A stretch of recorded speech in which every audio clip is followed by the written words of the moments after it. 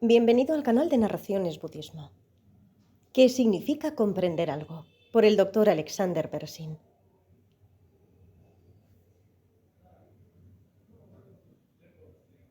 De la página web studybuddhism.com by Berzin Archives. Gracias a Study Buddhism por permitirnos compartir y grabar su material. Gracias por escuchar. Introducción. La comprensión es crucial no solo en el estudio y la práctica del Dharma, sino también en la vida diaria. Necesitamos comprender no solo varios puntos del Dharma, por ejemplo, la vacuidad, sino también a otras personas, sus problemas, lo que dicen, lo que quieren decir con lo que dicen, etc. Necesitamos entendernos a nosotros mismos y a nuestros propios problemas. Pero, ¿qué significa comprender algo en contraposición a conocerlo o simplemente aprehenderlo de manera precisa y decisiva? Nuestras palabras para tales cosas tienen varios significados y no son precisas. Sé francés y entiendo francés. Si digo estas dos, significan más o menos lo mismo. Pero aprehendí lo que dijiste, sé lo que dijiste y entiendo lo que dijiste son diferentes. Por otro lado, sé lo que leo y entiendo lo que leo pueden tener significados ligeramente diferentes, dependiendo de lo que el hablante quiera decir con estas diferencias, con estas declaraciones. En tibetano diferenciamos sem, actividad mental, mera claridad y darse cuenta. Esto significa dar surgimiento a un objeto mental, un holograma mental, un aspecto mental de algo, y tener un involucramiento mental con él, sin que haya un yo o una mente separada haciéndolo, observándolo o controlándolo. Después tenemos shepa, conocer un objeto, drikpa, darse cuenta de un objeto, y tsimpa, tomar un objeto. Todos estos son sinónimos. Cada uno de ellos significa sostener activamente un objeto válidamente conocible, de una manera cognitiva, continuamente, siempre y durante tanto tiempo como el objeto válidamente conocible sirva como el objeto de la propia cognición. Hay muchas formas de conocer un objeto. Algunas son válidas, es decir, no fraudulentas, miluiwa, y otras no. Tokpa, aprender algo. Esto significa conocer un objeto válidamente conocible tanto de manera precisa como decisiva. Goa, entender algo. Este término no está claramente definido en tibetano. Aprender y comprender no son sinónimos. Si necesitamos entender algo, también lo aprendemos. Pero si lo aprendemos, no necesariamente lo entendemos. Para descubrir la diferencia entre aprehender y comprender, exploremos primero aprehender. Nota de la editora. En español, comprender y entender son sinónimos, así que en este texto se utilizan indistintamente. Recordemos que en el texto aprehender va con H. Aprehensión. Aprehender algo significa conocerlo tanto de forma precisa como decisiva. Hay 4 posibilidades de que una cognición sea precisa y decisiva. Precisa y decisiva. La persona dijo sí. Tú escuchaste sí y estás seguro de ello.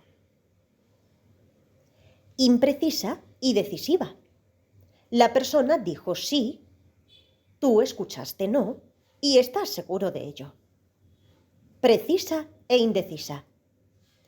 La persona dijo sí, tú escuchaste sí, pero no estás seguro de ello.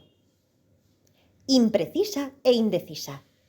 La persona dijo sí, tú escuchaste no, pero no estás seguro de ello. Sin embargo, incluso si lo aprendemos de manera correcta y decisiva, es posible que aún no comprendamos realmente lo que la persona quiere decir al decir sí. Aprehensión explícita e implícita.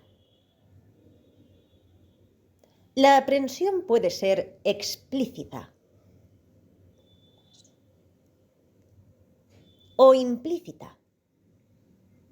La diferencia es si surge o no un holograma mental del objeto involucrado. Por ejemplo, cuando aprendemos explícitamente el sonido de pasos en las escaleras, aprendemos implícitamente la presencia de alguien. Un holograma mental de la persona en las escaleras no surge en la cognición, pero sabemos que alguien está allí de manera precisa y decisiva. Precisión y decisión. ¿Qué significa realmente precisa y decisiva en la definición de aprehensión? Por ejemplo, aprender con cognición auditiva el sonido del llanto de nuestro bebé. Precisa significa que cumple con los 3 criterios de Dharmakirti para que una cognición sea válida. Concuerda con una convención. Los bebés lloran. No es contradicho por una mente que conoce válidamente la verdad convencional. Otros también pueden oír el sonido. No es contradicho por una mente que conoce válidamente la verdad más profunda. Los aryas no perciben el sonido del llanto de un bebé como si surgiera independientemente de causas y condiciones e independientemente de aquello a lo que se refiere la etiqueta mental llorar. Sin embargo, el hecho de que escuchemos con precisión el sonido del llanto del bebé no significa necesariamente que comprendamos lo que eso significa. El perro también puede escuchar con precisión el sonido del llanto del bebé. Decisiva significa distinguir un rasgo característico del objeto que aparece en una cognición y, con darse cuenta que discrimina, no tener titubeo indeciso sobre él, para que luego no surjan dudas al respecto. Esto significa que cuando aprehendemos explícitamente el objeto, como cuando escuchamos el sonido del llanto del bebé y distinguimos la característica definitoria del sonido como el rasgo característico del llanto, aprehendemos implícitamente lo que se conoce como exclusiones de objeto, las cuales excluyen todo lo que no sea este elemento específico. Por ejemplo, no es el sonido del bebé durmiendo, es la exclusión del rasgo característico del sonido del bebé durmiendo. Otras exclusiones de objeto incluyen nada más que el sonido del llanto de un bebé, nada más que el sonido del llanto de mi bebé, etc.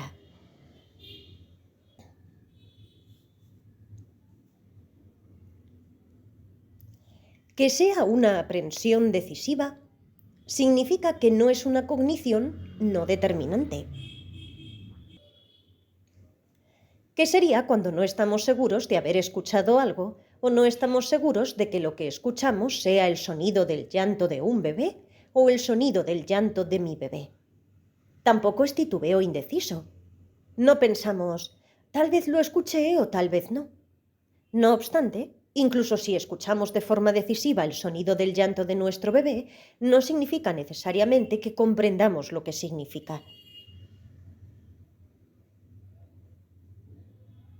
La cognición directa y la cognición inferencial. La aprehensión ocurre ya sea con una cognición válida directa o con una cognición válida inferencial. Válida significa no fraudulento. En Sautrantika agrega fresco, nuevo, a la definición de válida, pero el Prasángika afirma que todos los fenómenos de cognición son frescos. Directa, según el Prasángika Keluk, significa que no depende o no se apoya directamente en una línea de razonamiento. La cognición directa puede ser conceptual o no conceptual. Conceptual significa que conoce a su objeto a través de una categoría, como su objeto que aparece. En el sistema Sautrantika, el mismo término, ngonsumtsema, se define como cognición desnuda, que significa una cognición que no se realiza a través de una categoría. En este sistema filosófico, entonces, la cognición desnuda es siempre no conceptual, la cognición directa. La cognición inferencial es siempre conceptual y se basa en una línea de razonamiento. Puede ser inferencia basada en el poder de la forma en que las cosas realmente son. Esto es, lógica deductiva basada en la naturaleza de las cosas. Por ejemplo, basándonos en el hecho de que donde hay humo hay fuego, deducimos la presencia de fuego cuando vemos un caso específico de humo. Después tenemos la inferencia basada en el renombre. Por ejemplo, escuchamos un sonido y basándonos en la razón de que es bien conocido por convención como el sonido de una palabra, inferimos que es el sonido de una palabra específica e inferimos el significado específico asignado, también por convención, a esa palabra. La inferencia basada en la confianza. Debido a que la fuente de información es confiable, inferimos que lo que la persona dice o escribe es cierto. Por ejemplo, inferimos la exactitud de la fecha y hora de nuestro nacimiento, basándonos en la confianza de que nuestra madre es una fuente válida de información para este hecho.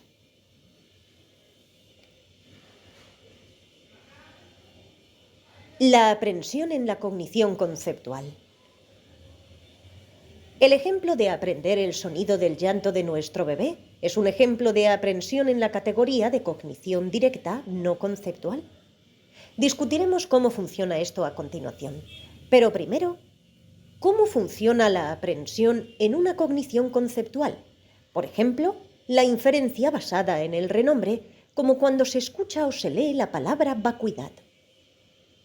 Conceptual significa conocer a través de una categoría, ya sea una categoría de audio, rachi, o una categoría de significado, donchi.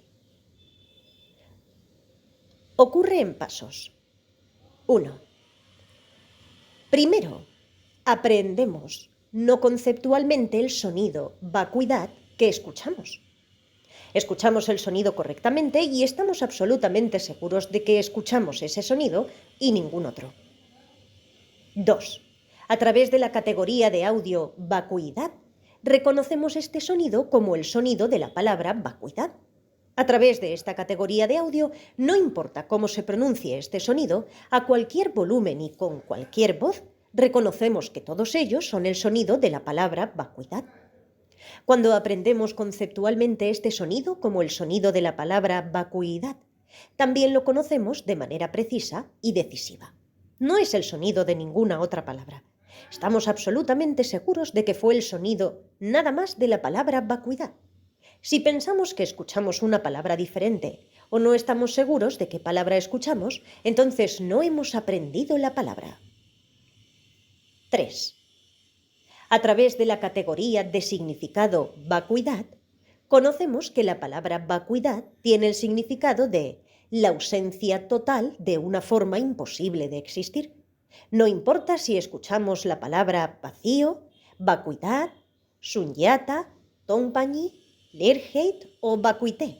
Las conocemos todas con el mismo significado. Podemos aplicar los mismos 3 criterios para la validez de este significado como hicimos para el sonido del llanto. Es decir, concuerda con la convención de que un grupo de personas ha asignado a este sonido como el sonido de la palabra vacuidad y que esta palabra tenga esta definición.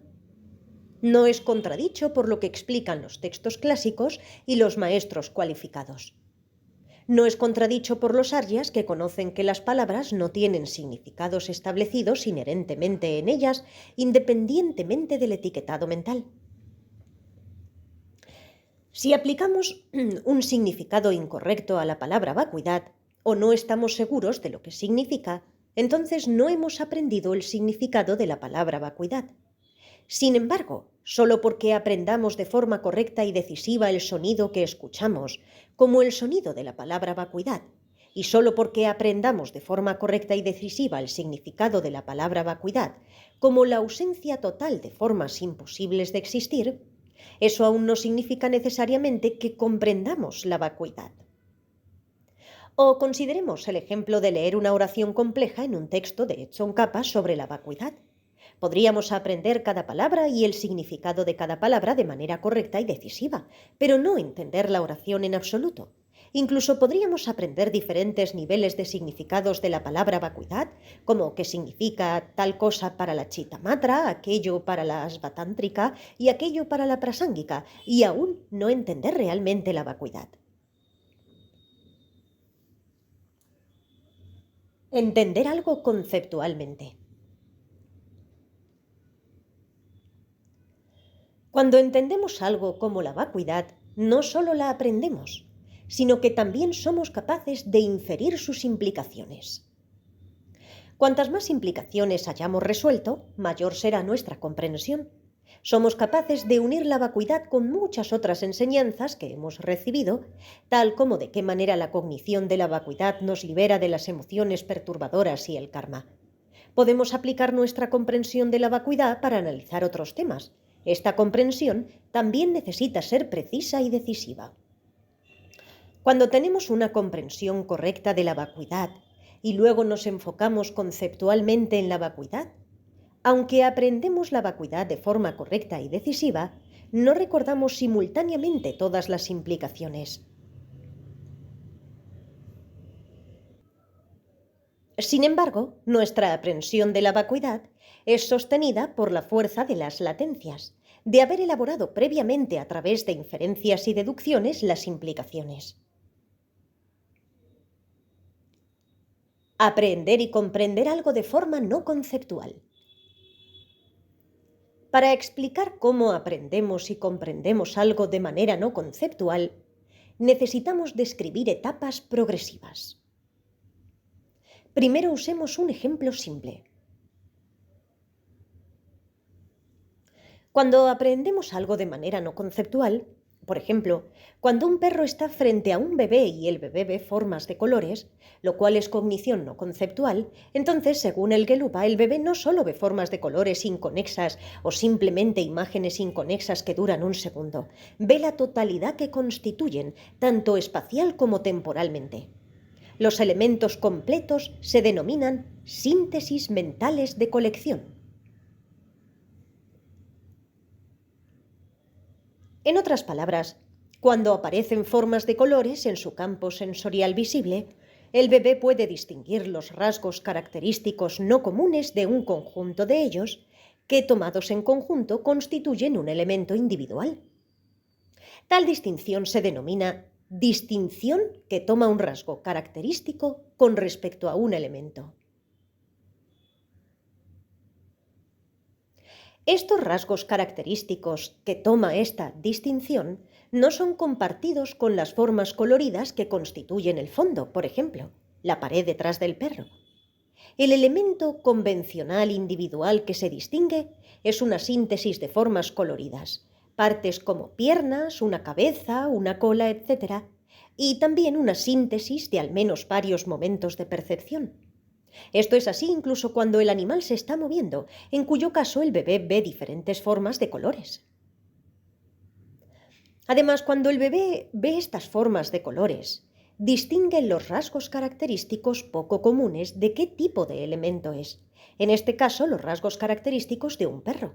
En términos técnicos, ve una síntesis mental de tipo. Más técnicamente, distingue los rasgos característicos, marcas características de un perro y algo que tiene estos rasgos característicos, a saber, un perro, y distingue al perro como un objeto convencionalmente existente. Los rasgos característicos y algo que tenga esos rasgos característicos no pueden existir independientemente uno del otro. Tampoco pueden aparecer separados uno del otro. Aunque convencionalmente los objetos válidamente conocibles tienen rasgos característicos, estas características no se pueden encontrar del lado del objeto y no tienen el poder de establecer la existencia en general del objeto o la existencia del fenómeno específicamente como esto y no aquello.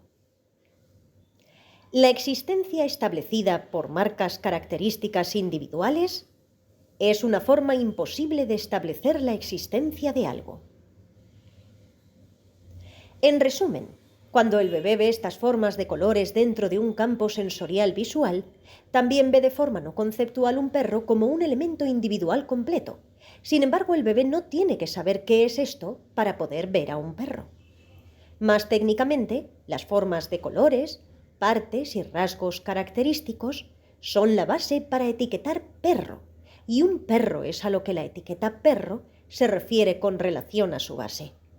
Aunque una base para el etiquetado y a lo que se refiere una etiqueta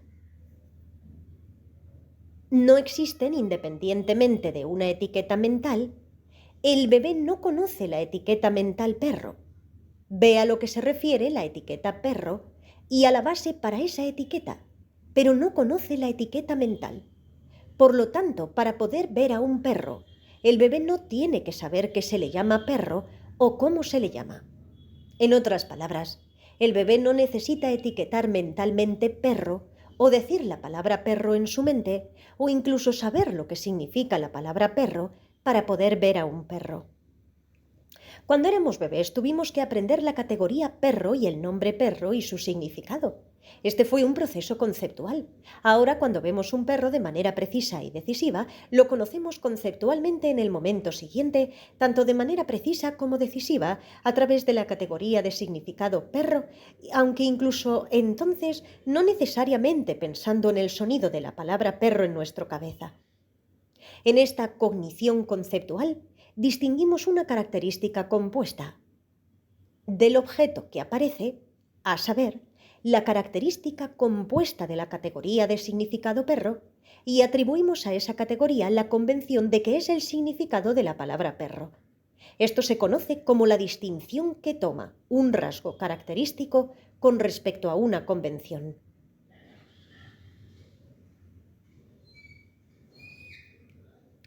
Conocer conceptualmente a un perro, entonces, es como en nuestra mente poner de manera precisa y decisiva lo que vemos en la caja perros, como si realmente existiera en una caja la categoría perro, independientemente de que sea solo a lo que la etiqueta perro se refiere. Esta compartimentación ocurre a través de un filtro adicional que aparece en la cognición, además de la categoría de significado perro, a saber, el aislado, el reverso conceptual, DOCPA, nada más que un perro.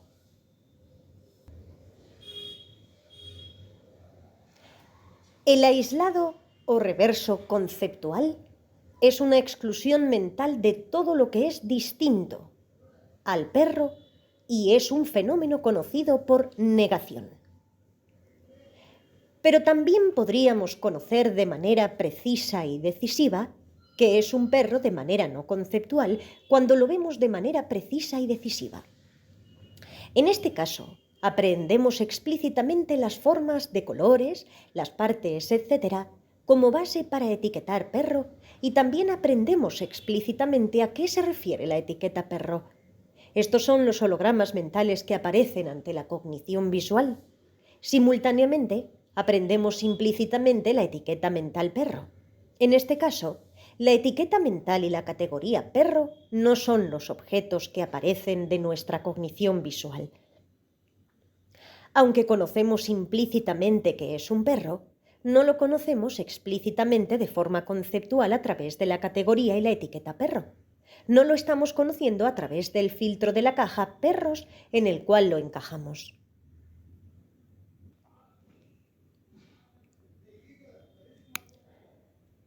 Con la aprehensión explícita no conceptual de un perro, también aprendemos implícitamente la exclusión de objeto nada más que un perro.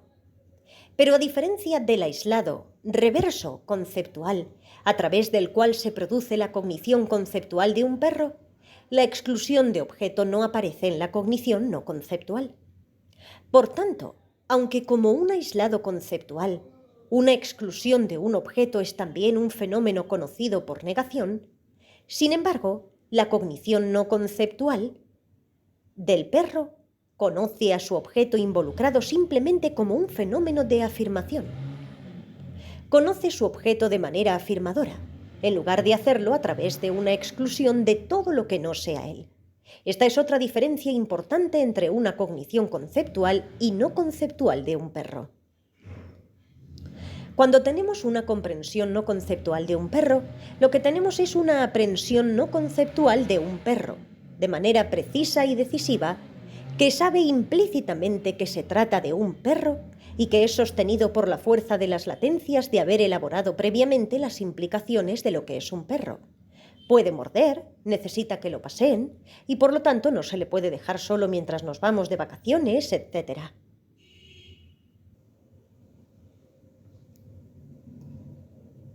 Aprehensión y comprensión conceptual y no conceptual de la vacuidad. La forma en que tanto la aprehensión conceptual como no conceptual de la vacuidad también estaría acompañada por comprensión es similar. En la primera fase de la meditación aparece la base para la vacuidad. Por ejemplo, los 5 factores agregados que constituyen el momento presente de la experiencia y el yo convencional imputado sobre ellos. En la segunda fase surge una ausencia de estas apariencias, que aparece como un espacio en blanco, como un espacio vacío. En el caso de la cognición inferencial, esa ausencia surge a través de la fuerza de la línea de razonamiento de la refutación de la existencia verdaderamente establecida y se enfoca en ella a través de la categoría de significado vacuidad. En el caso de la cognición directa de la vacuidad, surge sin depender directamente de una línea de razonamiento, aunque en el pasado hayamos trabajado con las líneas de razonamiento. Esta cognición directa puede o no ser a través de la categoría de significado vacuidad. En el caso de la cognición no conceptual, entre los rasgos característicos de este espacio en blanco que surge, la aprehensión explícita de la vacuidad distingue de forma precisa y decisiva no sólo los rasgos característicos de una ausencia de todas las apariencias y una ausencia de todas las apariencias de existencia verdaderamente establecida. También distingue los rasgos característicos de una ausencia total de existencia verdaderamente establecida misma. No existe tal cosa. Comprensión intelectual versus comprensión intuitiva. ¿Qué significa tener solo una comprensión intelectual en oposición a tener una comprensión intuitiva de algo? La epistemología budista no diferencia tal división. Según la mayoría de las definiciones occidentales, la comprensión intelectual es la comprensión de algo que se deriva directamente de la fuerza del razonamiento lógico. También puede o no depender del conocimiento empírico a partir de la experiencia personal previa, cognición directa.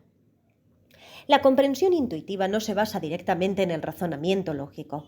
Algunos sistemas espirituales no budistas explican que la comprensión intuitiva puede ser mística y derivar de una fuente trascendente como Dios. En el budismo hablamos de comprensión derivada de la inspiración, de las bendiciones de los budas o de nuestros maestros espirituales, o derivada de la maduración de nuestro entramado de fuerza positiva, de nuestra colección de mérito. Encontramos esto de manera más prominente en la práctica de Mahamudra y Dzogchen, en la que nuestro maestro nos ayuda literalmente a encontrarnos cara a cara con la naturaleza de nuestra mente. El Dzogchen también habla del darse cuenta profundo o conciencia profunda que surge por sí misma, que es primordial y surge simultáneamente. Es innato en cada momento de cognición. Este darse cuenta profundo es parte de la naturaleza del darse cuenta puro o conciencia pura, el nivel más sutil de actividad mental, desprovisto de todas las manchas fugaces, como aquellas del no darse cuenta, de la ignorancia. Cuando accedemos a este nivel más profundo, se revela la conciencia profunda de las dos verdades. En términos occidentales, clasificaríamos a esta conciencia profunda como intuitiva. Pero la comprensión intuitiva de algo más comúnmente experimentada, aunque generalmente no somos conscientes de la razón por la que lo entendemos, en la mayoría de los casos surge del razonamiento inconsciente por analogía. Puede basarse simplemente en el conocimiento empírico de la experiencia personal presente o anterior en esta vida o en vidas anteriores, o podría basarse en la fuerza del hábito de la cognición inferencial previa construida en esta vida o en vidas anteriores. Un ejemplo es poder operar intuitivamente un nuevo programa o aplicación de computadora sin tener que leer las instrucciones. Pero ¿qué pasa con una comprensión intuitiva de la impermanencia, la vacuidad, la compasión o la bodhicitta? En el uso occidental de estos dos términos, comprensión intuitiva e intelectual, necesitamos diferenciar las categorías epistemológicas budistas de aprensión y comprensión. En términos de aprensión, una llamada comprensión intelectual incluye una aprehensión precisa y decisiva de algo. Por ejemplo, ¿qué es la vacuidad, la compasión o la bodhicitta? Una comprensión intuitiva de la impermanencia, la vacuidad, la compasión o la bodhicitta puede o no aprender a su objeto. A veces no es muy exacta en términos de precisión o decisión o en términos de ambas. Podemos estar convencidos de la precisión de nuestro enfoque en, por ejemplo, la impermanencia o la vacuidad, derivada de la intuición basada en la experiencia personal, pero esto a menudo es solo una suposición. Simplemente suponemos que es preciso cuando en realidad es bastante vago. Es posiblemente que seamos capaces o no de expresar nuestra comprensión intuitiva de algo con palabras, pero este puede ser el caso tanto si nuestra comprensión intuitiva aprende a su objeto de forma precisa y decisiva, como si no. En términos de comprender las implicaciones de la impermanencia, vacuidad, compasión o la bodhicitta, podemos derivar las implicaciones intelectualmente, lo que significa elaborarlas mediante el razonamiento lógico y a través de ensamblar lógicamente la impermanencia, la vacuidad, etc., junto con otras facetas del Dharma. O podemos comprender intuitivamente las implicaciones y cómo se ensambla con otras facetas del Dharma sin tener que trabajar con ellas, pero esto también puede ser muy preciso o decisivo, o no.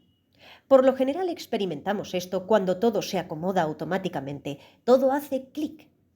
Sin embargo, el proceso habitual es que nos enfocamos en un tema específico, como las características definitorias de la actividad mental, y luego también en otros temas, como la naturaleza búdica y la bodhicitta, y luego los ponemos todos juntos, muy probablemente utilizando la conciencia profunda de la igualdad, y luego, sin usar una línea formal de razonamiento, entendemos cómo se ensamblan estos tres. Es difícil decir si se trata de una comprensión intelectual o intuitiva.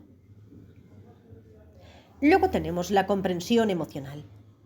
Ya sea que derivamos nuestra aprensión y comprensión de algo, por ejemplo, de la impermanencia, vacuidad, compasión o bodhicitta, intelectualmente apoyándonos en líneas de razonamiento o intuitivamente confiando en otros medios, ambos son fenómenos no estáticos. Esto significa que ambos tienen la capacidad de producir efectos, en este caso efectos de transformación. Su Santidad el Dalai Lama habla de esto en términos del desarrollo de la compasión, cuando explica que la compasión basada en la razón, todos quieren ser felices y nadie quiere ser infeliz, es más estable que la compasión basada meramente en la emoción. Esto significa que definitivamente podemos desarrollar la emoción constructiva de la compasión basada en la razón. ¿Cómo sabemos que hemos desarrollado una emoción constructiva como la compasión? Si la definición de una emoción perturbadora es un estado mental que cuando surge nos hace perder la paz mental y el autocontrol, entonces podemos inferir la definición de una emoción constructiva. Es un estado mental que cuando surge nos da paz mental y nos permite tener autocontrol. Ya sea que desarrollemos la compasión intelectual o intuitivamente, la compasión que desarrollamos en ambos casos afecta positivamente a nuestro estado mental. El entendimiento profundo. Sin embargo, que apliquemos o no nuestro entendimiento a nuestra conducta es otro asunto. Y nuevamente no hay diferencia si nuestro entendimiento ha surgido al depender directamente de una línea de razonamiento o por otros medios. Cuando afecta nuestro comportamiento de manera positiva, entonces tenemos una comprensión profunda de la compasión. Gracias por escuchar.